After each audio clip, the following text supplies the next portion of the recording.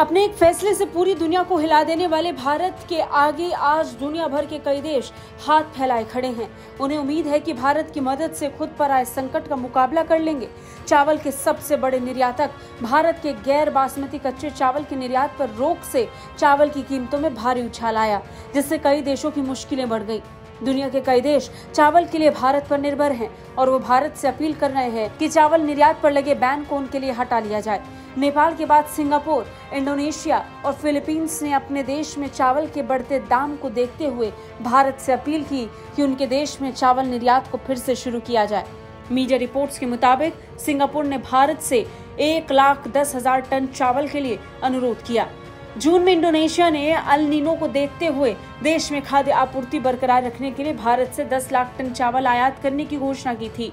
El Nino के कारण मौसम का चक्र गड़बड़ हो जाता है और बाढ़, सूखे जैसे प्राकृतिक आपदाएं आती हैं। वहीं फिलीपींस में भी चावल आपूर्ति के लिए भारत पर निर्भर है। वहीं सिंगापुर फूड एजेंसी ने हाल ही में घोषणा की कि वो चावल निर्यात फिर से शुरू करने के लिए भारत के साथ बातचीत कर रही है।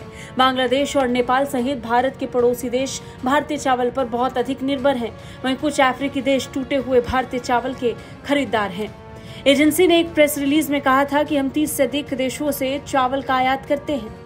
2022 में सिंगापुर के चावल आयात में भारत का योगदान लगभग 40% था। प्रतिबंध से केवल गैर बासमती चावल का आयात प्रभावित हुआ।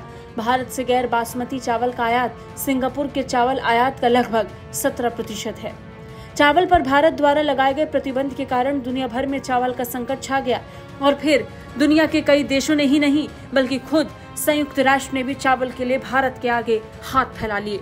हाल ही में संयुक्त राष्ट्र विश्व खाद्य कार्यक्रम ने अपने मानवीय कार्यों के लिए भारत से 2 लाख टन चावल की मांग की। संयुक्त राष्ट्र ने भारत के चावल निर्यात बैन को विनाशकारी बताते हुए कहा था कि कोविड-19 महामारी और यूक्रेन युद्ध से खाद्य आपूर्ति प्रभावित हुई है और भारत के इस कदम से खाद्य आपूर्ति असुरक्षा और बढ़ेगी।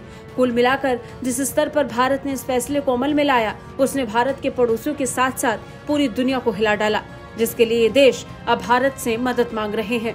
ब्यूरो रिपोर्ट, भारत तक।